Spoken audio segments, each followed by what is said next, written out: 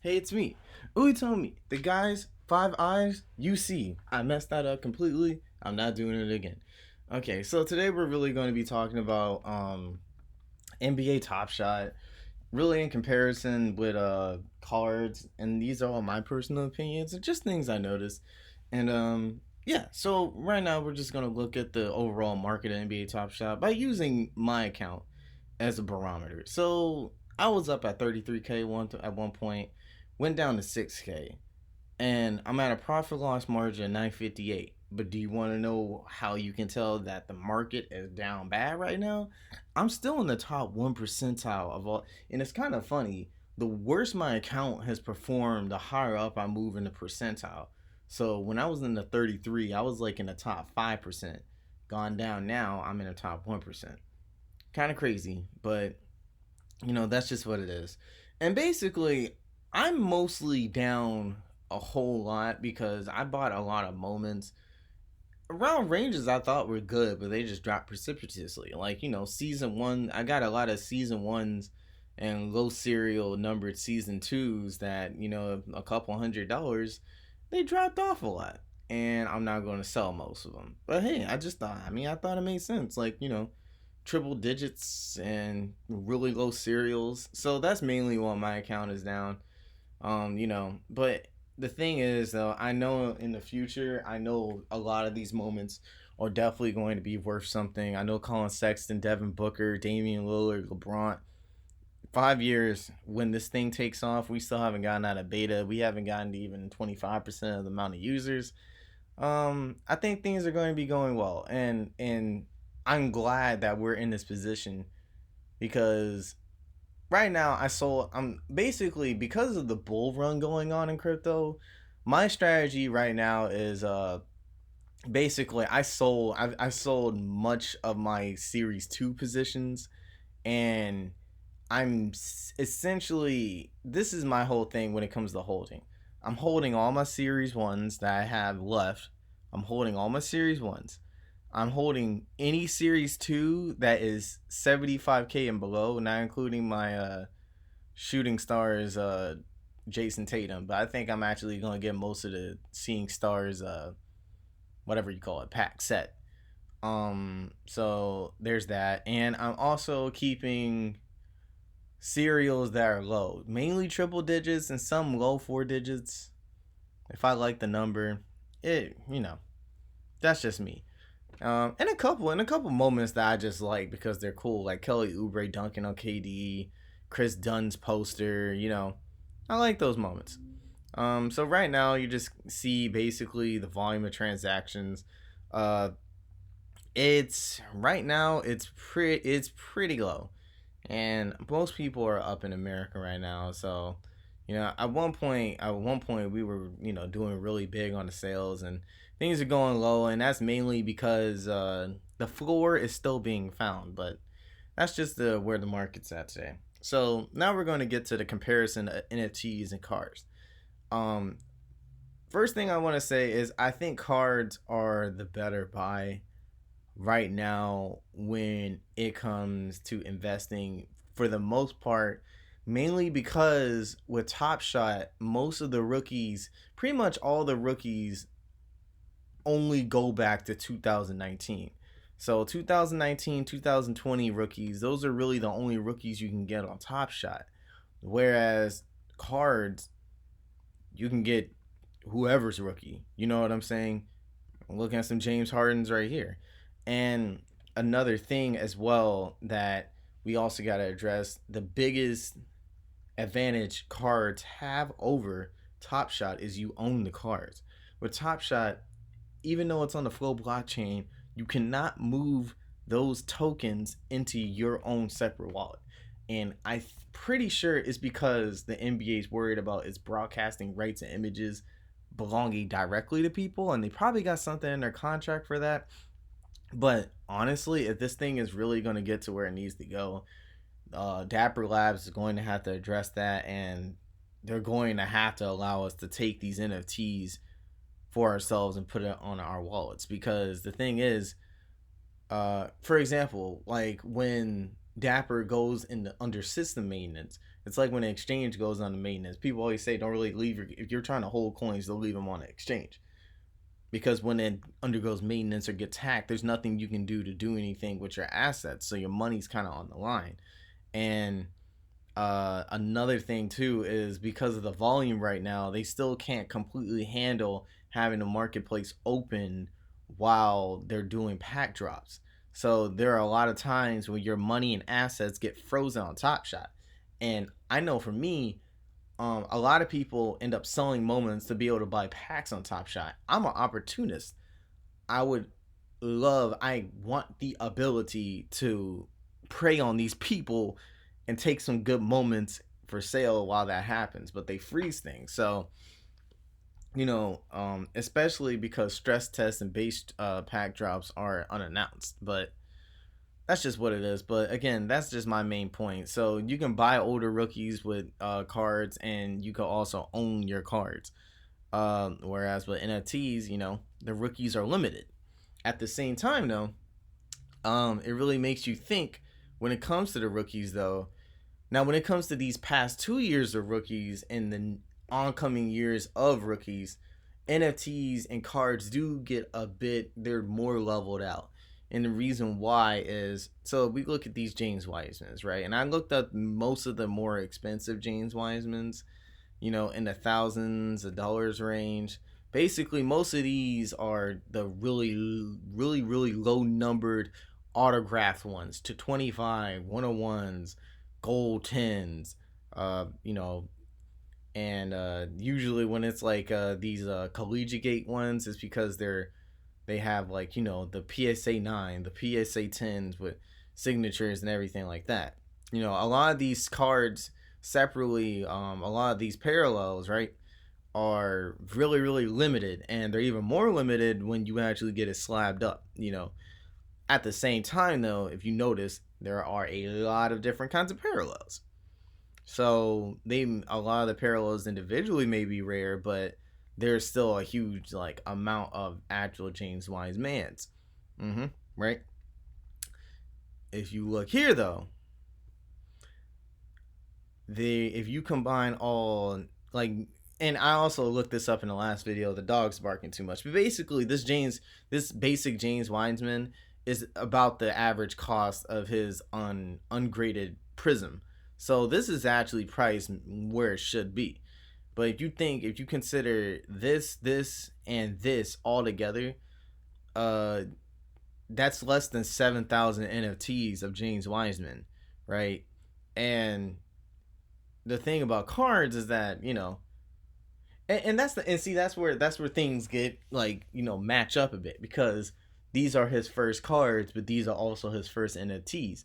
But his NFTs are more limited than his cards. And then if you consider his parallel NFTs, even more limited. The big advantage, though, the cards have over NFTs, though, are essentially, to me, this is my personal opinion, is the autographs, though, because that's his actual autograph that comes from him. That's the thing people also need to understand when it comes to the card versus NFT debate. When it comes to, but things are going to be digital anyway. Physical sucks. That's the thing, though. The thing about physical is it's physical, though. You can't deny that's that dude's autograph. And if he ends up becoming a legend, that's going to be very important. And let's just look.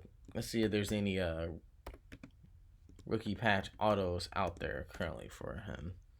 Yeah. So, and you look at his rookie patch autographs. Right now, most of it is still collegiate, but you still, it's starting, some of his actual and his Warriors uniform, I guess some are starting to come out. I know Origin has some patches. I don't know about rookie patch autos for Origins, but these are just his collegiate ones, right? So when he actually has more Warrior ones, those are going to be more expensive. And there's a lot of cool things you really can think about when it comes to those those patches with the Nike on it, or the logo band. So we'll talk about that soon. His whatchamacallit, they're tags, tag autos and stuff. But these carry a hefty price. And if you look for actual legends and upcoming stars, their rookie patch autos, they come with a big of a they come with a pretty hefty price. They come with a hefty price, you know. So if you think about the affordability too, you know, it really changes up. Like there's a lot of versatility that you can take in this for an investing standpoint, because that's what I'm trying to kind of come with here. So if you're trying to invest in some of these players and their rookie, you know, their rookie memorabilia, you might highly consider going with, you know, because it's like, say for example, you know, if you look here at this metallic gold, there's only 499 of these, and the lowest ask is 574. So you know it goes up in the 600s to 500, not 500, 700s, 800s, thousands. You know, that still might be more affordable than what he's got going on right now with most of these patch autos that are still in his like college gear, you know. Now, eventually, when his actual Warriors geared patch autos come out, it'd be different. Now, I know I was just talked about, you know, it actually being physical and coming from him, but still, these are the first 1 to 2 since he's Series 2, two sets of NFTs for the NBA era, though. So, this isn't just like any old rookie memorabilia for him. This is also groundbreaking, and this is the start of something completely new that hasn't existed before. So you know you got to kind of consider that. So when you look at this, you know that looks more affordable, and these start to look more affordable when it comes to investing. And trust me, that's why it's good that this market crashed a bit, because I know, thinking about what I invest in, right? At first, the lowest ask a while back was damn near reaching 1,000. Now it's dropped to 260, and the NFT bubble has popped, but a lot of people would argue that the sports cards market bubble has not topped. So, you know, when it comes to rookies, the NFT versus card debate to me is kind of almost equal. You know, I can't take it too much further because I'm still learning myself, and you could probably make a bunch of videos on that. But when it comes to these 2020, 2019 rookies, you know, it's just something to think about. And I know for LaMelo Ball, you know, all his shit is expensive, whether it's NFT or it's just regular cards. So, you know, it's something you really got to consider, really got to think about. But everything seems to be priced actually pretty accordingly. Um, because like I know for like Anthony Edwards, his Prism is probably somewhere around that. Um, RJ Hampton parallels, they're probably somewhere around that. This is his first everything. It's pretty good moment him dunking too. So you know, got that out the way. Um, so and also something to consider when it comes to rookie moments. You know, it's like rookie cards or the rookies that you think may actually be worth something. You know, now is the cheapest time to get them, because if they end up being good players, they're only going to get more and more expensive. And depending on how good they get, they may get like, you know, Giannis, right? I'm pretty sure Giannis's rookies were very cheap back in 2013, 14, even 15. But as soon as he started catching on to like, you know, consecutive All Stars, and especially after the MVPs, you know, now most of his prisms cost like $1,000. Whereas you probably honestly, that first year he had, nobody knew who the hell he was. So you could probably have gotten his raws for like 20, 30, $40 or whatever, and probably gotten grades for like $70 and stuff. And that's what I'm trying to do with like De'Aaron Fox and Colin Sexton. Colin's like a $50, $60 PSA 9, and Fox is like somewhere in the range of like 70, 80. And I have a feeling like both of those dudes are gonna be super good. You know. So there's that on that. So I also wanted to talk about series 1 and 2. Because the thing, as everyone knows, once a player gets to his second year, though, there's a big considerable market drop off in the value of most of the base cards for most players, and that's one thing. Top Shot has a really, really big advantage over cards, in my opinion, though, is when it comes to players' second, third, fourth years. Um, you know, uh, the rare legendaries are going to be more. And it's funny because you know, a lot of people they focus on rookies so much that they don't be thinking that like, yo, uh a fifth year LeBron Locoman is still going to get you thousands of dollars, or you know, a fifth year LeBron auto patch number to 25, that's still going to be worth something, right? But a lot of people will kind of downplay that because they're so focused on the rookies. But with NFTs, you know, a lot of these NFTs that these guys first, they're their first NFT, you know, they're their first NFTs. NFTs, in my opinion, are going to be here to stay because they have a lot of applicable use when it comes to like collecting. And people like Top Shots, you know. So Top Shots, I mean, it's here to stay. It gives it gives extra leniency when it comes. Oh, I still got rookie years on here. My bad. It gives some extra leniency when it comes to players like who are multi years in and stuff. You know, so you know all of these are based, but and again though, for example, like this De'Aaron Fox. Oh my goodness, that thing got cheap. Wow. Uh, it's only the 1500. You know, one of his very few. Let's look him up. De'Aaron running Fox. You know, so you look at his moments basically. So let's just consider these parallels for the card people here. You know, these aren't rookie moments. You know, that's something crazy kind of to think about. But if you look at his, I usually go RPAs for like most for the most, you know, valuable or like most cards. You know, looking at his RPAs, of course they're very expensive. But then they get more comparable.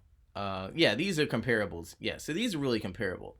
Um, you look here, 1,000, 1,500, 1,200. Yeah, so we look at that, and we just look in this area, you know. So again, there's a lot more. There's more different cards than there are moments, but these are his rookie cards, so these are going to be the most expensive, of course, right? But see, none of these are his rookie moments, but because these are the very first few very few first few moments of his that he has, they gotta carry value when it comes to the NFT space because these are literally he has 3 moments. He only has 3 moments. These are the very first three. They're all limited. You know, if you combine all of these in terms of like just like availability or pop count, you know, they number under 10K. You know, yeah, 15, 16, 15. Yeah, it's under 10,000. It might not even be 7. It's probably under 6,000, you know. So these are really rare in itself compared to if you look up let's just look up, you know, I don't know, patch auto. 168 results. And let's see, you know, we get something like, you know, 2019, that's like what his third year, you know, pretty expensive patch auto. But see, these gotta essentially be numbered really low for it to be like non-rookied, right? Out of 5, 25.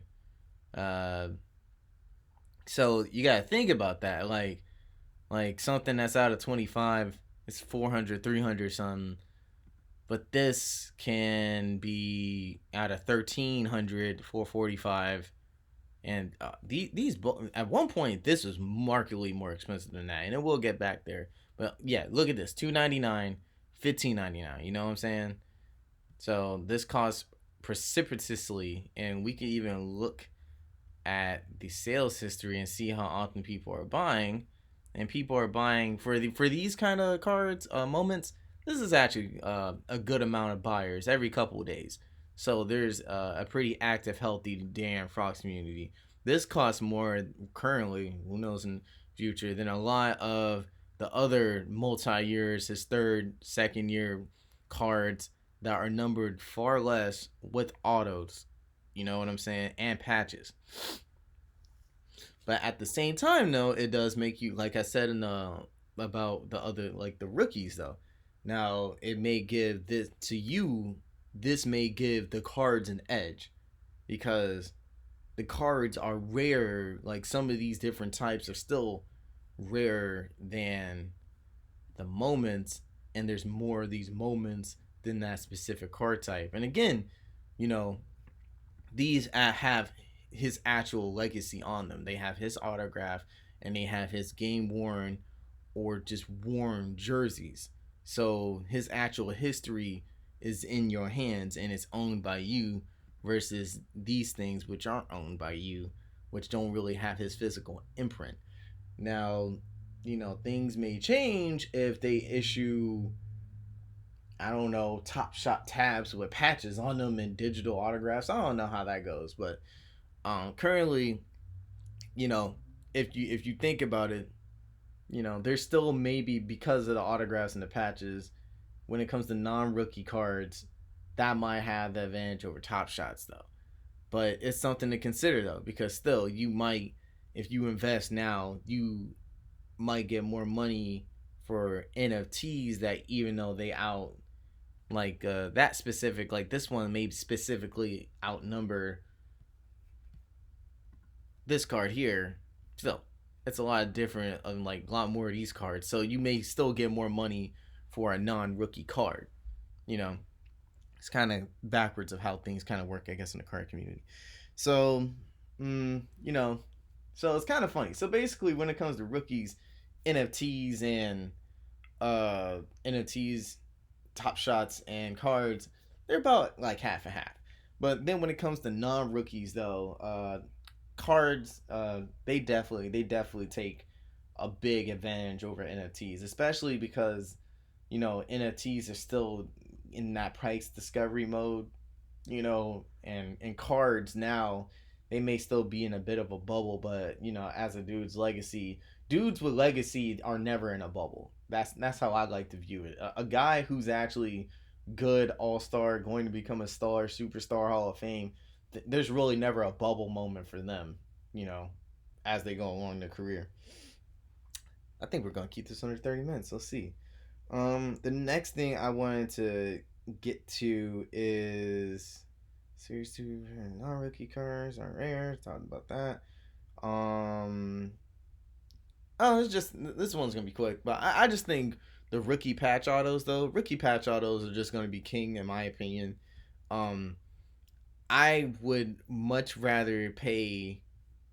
I would rather pay a lot of money for a logo man, not logo man, for a logo man that's graded than I would a legendary moment on Top Shot. And I don't think De'Aaron Fox has many logo mans actually, or at all.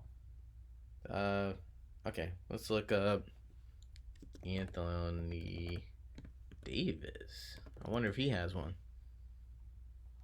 Yeah, I'd rather get like, I don't think he has this rookie there. But I think there was a rookie Anthony Davis logo man that's sold for like $1 million, actually. But I'd rather get like a graded slab logo man over a legendary. But let's get to something more important too. So we're going to look at the top sold Top Shots on the app so far. So they're creeping up there. They're getting more. People are paying more and more money for them. So you got 200 LeBron, 125 LeBron, 100 LeBron, another 100 LeBron, 100 Ja, 100 Zion, a 99,000 LeBron, 99,000 LeBron again, 95,000 Giannis, 85,000 Giannis, 85,000 Steph Curry, 80,000 LeBron. So one thing you'll notice though about most of the top shot moments is that they're ran by basically LeBron. So getting LeBron's is the name of the game at Top Shot. Get LeBron's, get Zion's, Luka's. It's kind of funny. I think people like John Morant on there more than they do Stephen Curry. I don't know why, but usually those cosmic sets, those early series 1 sets and the high serial numbers are the go-to ones that you want to get. But then I also have here the list of sports cards, and right now still the top sports cards are clearly over the top shots right now, because we can go down. I I think this is the top. How many? These are like maybe the top 20 or so sports cards that are out there, and a lot of these are like super old though. So I guess technically, getting a top shot is more attainable. Maybe than these are probably more enviable. But it still just goes to show how strong the sports cards market is, and it's been here for. It's got that first mover advantage. It's been here for almost 100 years now, right? Um, so we've got to get the credit where credit is due. Sports cards are still king in the market. Recently a LeBron sold for 5.2 million too. So that's kind of crazy. He's basically got claimed to fame as the most expensive basketball card. But there's also other guys on there: Kobe, LeBron, even Michael Jordan. I'm actually surprised this one, 23. That's crazy. That sold for $1 million. So there's that. And what was I trying to compare? Yeah. So right now, really, because of this, if you're a dude with big pockets and you got the money to spend tens of thousands of dollars on this kind of stuff, you still are probably, and I'm not a financial advisor, but you probably will have a better investment with the cards. Because even if Top Shot blows up, right, most people are still going to want cards. Because I feel like when it comes to NFTs versus cards, I don't know if I said this before, but there's going to be no NFTs are going to take over cards, and that's just how we're going to do things. That's not going to happen. People like cards way too much. You can own cards, and there's a lot of art and the way these cards look. They're beautiful. Like the best cards are legitimately beautiful. The design processes on them and the way the dude's autographs on there. There's a beautiful process to that. Yeah, but like that's why for me to conclude this video with this comparison, I would like to say the NFT and card market are going to coexist with each other. And it's going to be good competition, but there's going to be no one on top of the other, in my opinion. I feel like this thing is going to go both ways. Older people are going to probably be more into cards. Younger people probably going to be more into NFT. I mean, not NFTs, Top Shot, especially when phones get cheaper and cheaper and cheaper. It'll be fun to share, kind of like I trade you with this, and they scan a QR code and everything like that. So I think that's going to be how that's going to be.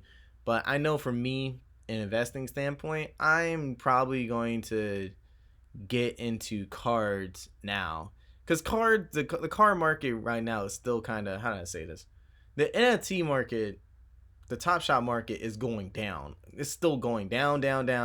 So right now is not really the time I want to invest, because this shit is probably still, even if it goes 5% down, it's a seller's, not a seller's market, it's a buyer's market right now. The bubble is a bit deflated, so I'm going to wait for that to come back up. And I already have the moments that I need.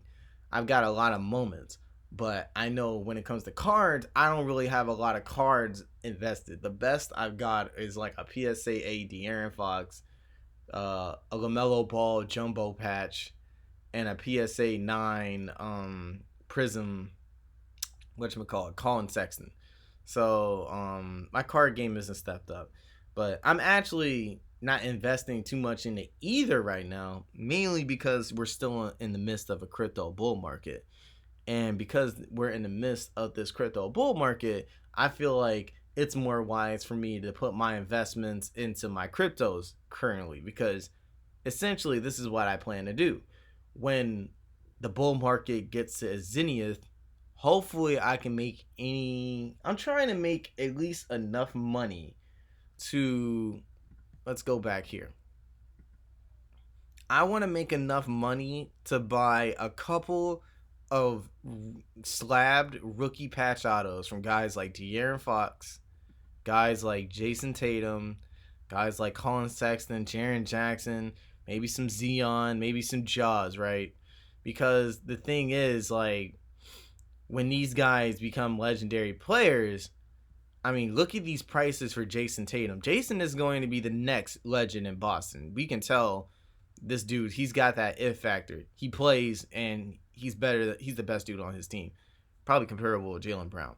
And look at these recent prices that he's been sold at. Very recent, very, very, very recent prices. And if you got yourself a 9.5, because and look in comparison to De'Aaron Fox.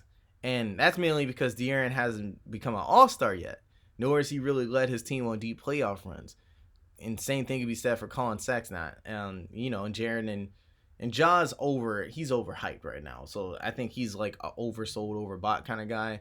But when these guys get to where they are, where Jason is in his progression, their prices are going to look like his. I see them looking like this. And so if I'm able to take my crypto earnings, right, take them out of the bull market, and I have anywhere from 10 to 20K, I would ideally like $20,000 to be able to reinvest into these cards.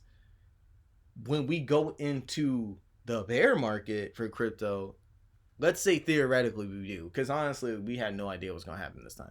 But let's say we do, and the bear market lasts 2 to 3 years. Because on average, it's kind of like a year and a half to about 3. It's give or take. But let's say 2 to 3 years, right? Think about it. The crypto will be in a bear market. But in 2 to 3 years, if these dudes, if just one of them is able to have some good playoff run and all-stars in that 2 to 3 year span, especially 3 years. Because 3 years is a really long time in the NBA. Or, well, a really long time for things to happen. Right, 3 years, and let's say Ja Morant or De'Aaron Fox ends up getting 3 straight All-Star appearances.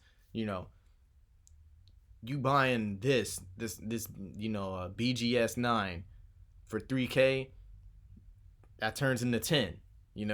This or let's just look at a higher one like this. I don't want to think about Frank Mason. This 9.5, 4,500, or a 10, 680, 8 turns into 15, 17, maybe 20,000. I don't know. Think about that. That's just kind of like, that's my method. That's what my strategy is for going about this. And I'm basically giving you a layman's kind of view and terminology with all this, because I'm also still learning about the card market. I'm still learning about NFTs. I'm still learning about what makes things valuable in these markets. But there's one thing I know, it is basketball. And a good player is basically a good investment.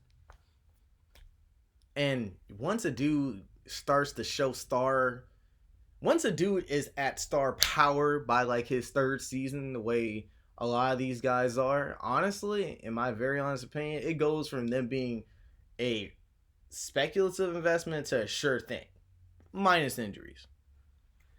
But that's just how I view it, and that's just how I think things are going to go. So hopefully, I wanted to make this video just to kind of give you an idea of how you can go about your own strategy when it comes to cards, NFTs, and all that. And, really, I don't think you could go wrong with either one, to be quite honest. This is really fun, and, it's great for investing, but if you're a collector, this is the best if you like to collect and stuff. And, this is I'm just glad we're in we had the opportunity to buy all this stuff online instantly and everything like that. It's just really cool, the kind of times we're living in. So I'll catch you guys later.